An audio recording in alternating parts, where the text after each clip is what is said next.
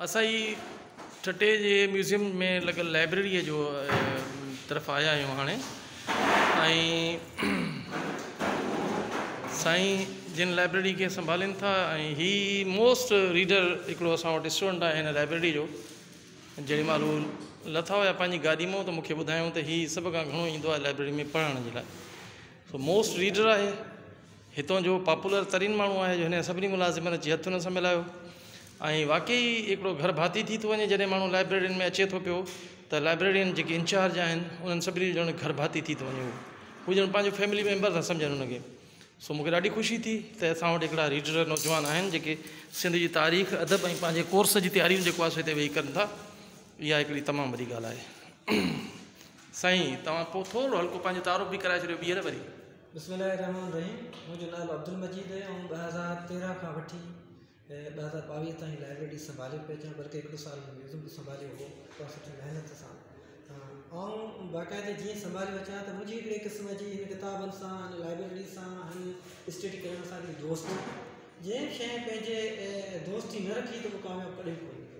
त मुंहिंजी हिन सां दोस्ती आहे ऐं कोशिशि इहा बि करियां त असांजी पीर हुसैन शाह पब्लिक लाइब्रेरी जेकी आहे लाइब्रेरी आहे जंहिंमें स्टडी थी आहिनि, बल्कि हिन लाइब्रेरी मां अलाह जो शुक्र आहे कि इंजीनियर थी विया आहिनि, के डॉक्टर थी विया आहिनि, के मुख़्तलिफ़ पोस्टुनि ते थी विया आहिनि, तमामु जेकी लाइब्रेरी मां स्टडी करे विया आहिनि। हाणे असां वटि साईं लाइब्रेरी तव्हां वटि ॿुधाईंदा त असांखे टोटल किताब 2121 लाइब्रेरी में।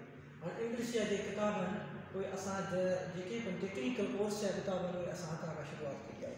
उन खां पोइ जनरल नॉलेज जा किताब आहिनि, उसमें कंबाइंड एंड डिक्शनरियूं आहिनि ऐं हिते जेको सिविल ऐं टेक्निकल जा इलेक्ट्रॉन जी किताब जेके उहे हिते असां रखिया विया।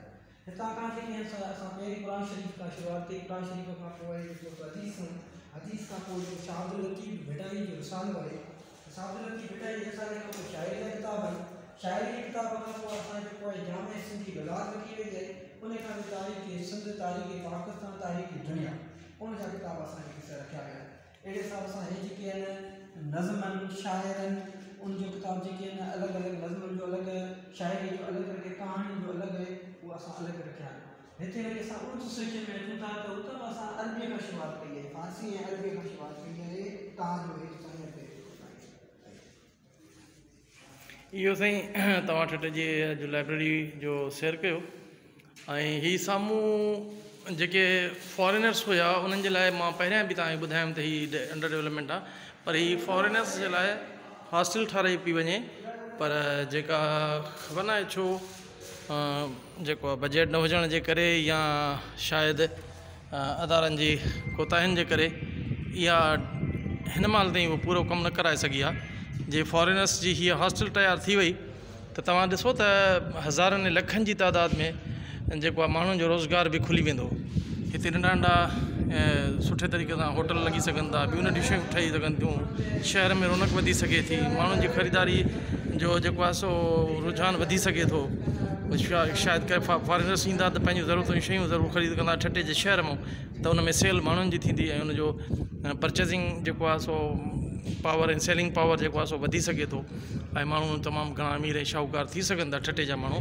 पर अफ़सोस जी ॻाल्हि आहे त हिननि सां शयुनि तरफ़ ॼाणी वाणी थोरी सुस्ती बि कई थी वञे जेका न करणु खपंदी आहे। तव्हांजो पंहिंजो अमजद दुरानी। अस्सलाम वालेकुम।